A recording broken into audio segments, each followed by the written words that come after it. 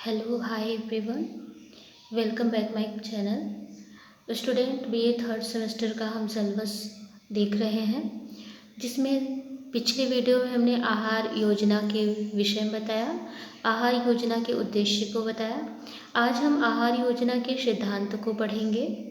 आहार योजना के कुछ महत्वपूर्ण सिद्धांत होते हैं। पहले आहार योजना है क्या, तो हमने आपको बताया कि हमारे परिवार के लिए कौन सा भोजन उपयुक्त होगा, पहले हम ये निर्धारित करते हैं। फिर इसके बाद उनके लिए कौन सा आहार हमको कब देना है, उनके हेल्थ के अनुसार, उनकी लंबाई के अनुसार, उनके कार्य के अनुसार, उनकी क्रियाशीलता के अनुसार हमें कौन सा भोज्य पदार्थ कब देना है, इसका जो हम प्लानिंग करते हैं, जो प्री प्लानिंग करते हैं, उसे ही क्या कहते हैं, आहार योजना कहते हैं। ठीक है, मील प्लान कहते हैं। इसके भी कुछ सिद्धांत होते हैं। पहला सिद्धांत है पोषण सिद्धांत के अनुसार।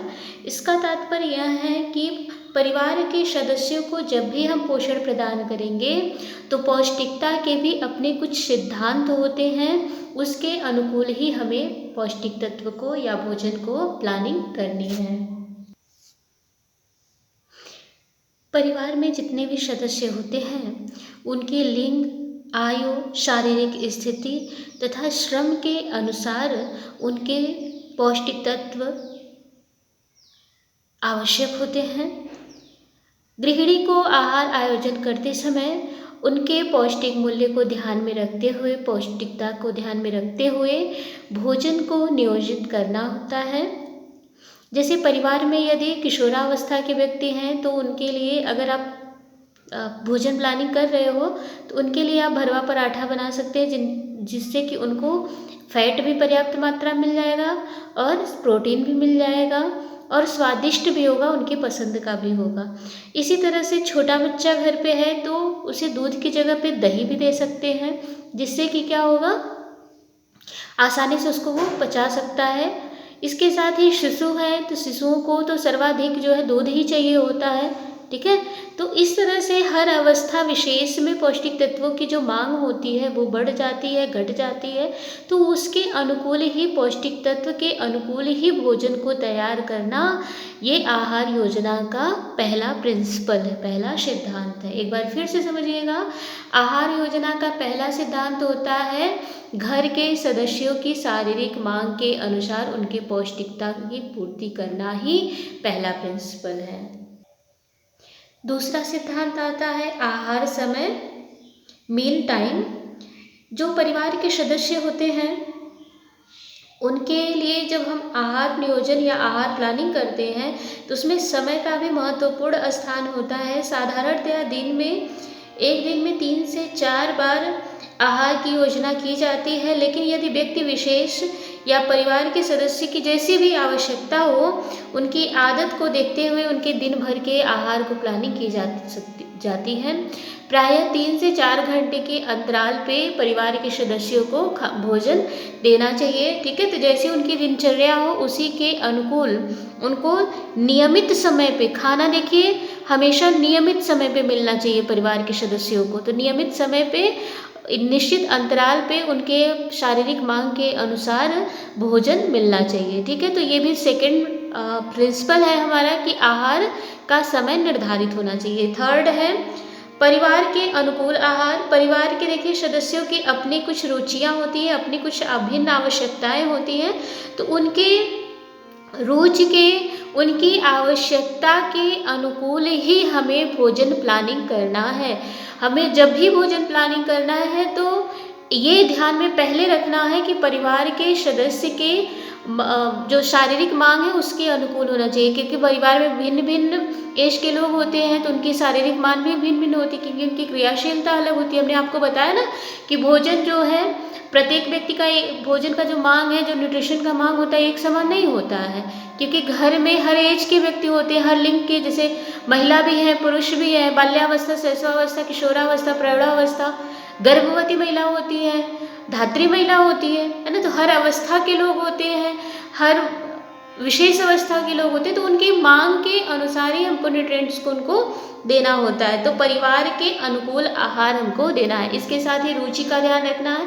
भोजन हम जब भी बनाएं, जब भी हम अपने परिवार के सदस्यों को भोजन दें, हमारा मेन मुद्दा क्या होना चाहिए? पहले तो उनकी शारीरिक मांग की पूर्ति हो, दूसरा भोजन उनके रुचि के अनुकूल ही हो।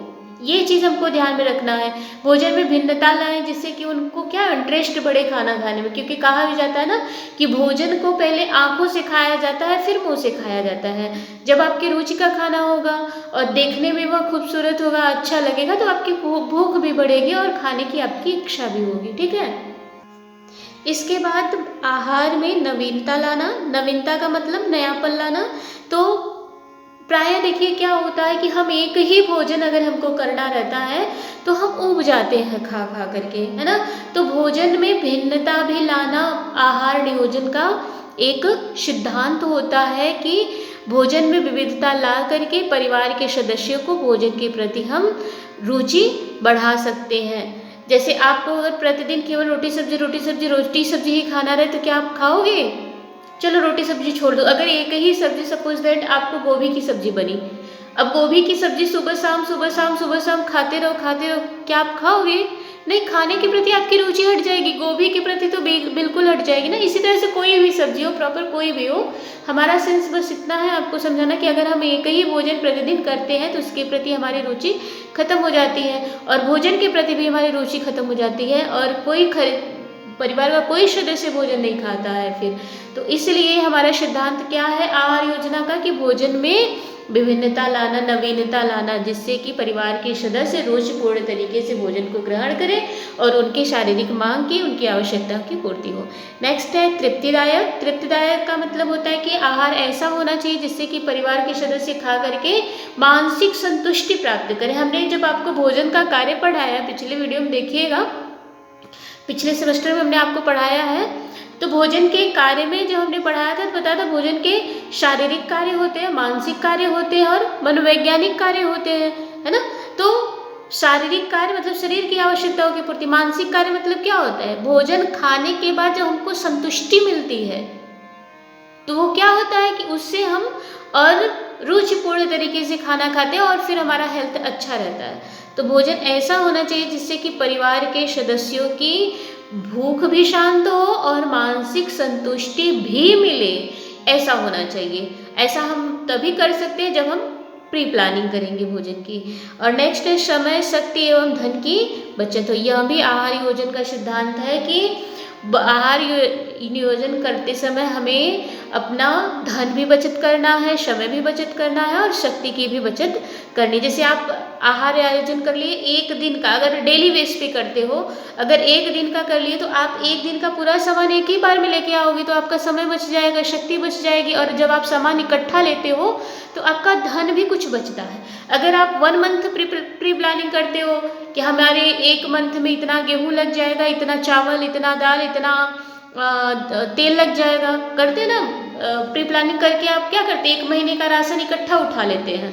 1 महीने का जब आप प्री प्लानिंग कर लेते हैं उससे क्या होता है, समय भी बचत होता है, एक ही बार में जाकर के आप ले लेते हैं, शक्ति की भी बचत होती है, आपको बार बार नहीं जाना पड़ता है, और धन की बचत हो जाती है। जो आप सामान फुटकर में लेते हो, थोड़ा थोड़ा लेते हो तो वो महंगा पड़ जाता है, लेकिन जब आप इकट्ठा ले लेते हो तो वो आपको सस्ता पड़ जाता है। ठीक है, तो इस तरह से कुछ प्रिंसिपल रहे हैं आहार नियोजन के, आप इसको देख लीजिए, बहुत महत्वपूर्ण है। इसके बाद हम आगे की क्लास को कंटिन्यू करेंगे। Thank you for watching my video. अगर आप वीडियो नया देख रहे हैं, अगर आप हमारे चैनल पर नए हैं तो चैनल को सब्सक्राइब कीजिए, लाइक कीजिए, शेयर कीजिए। धन्यवाद।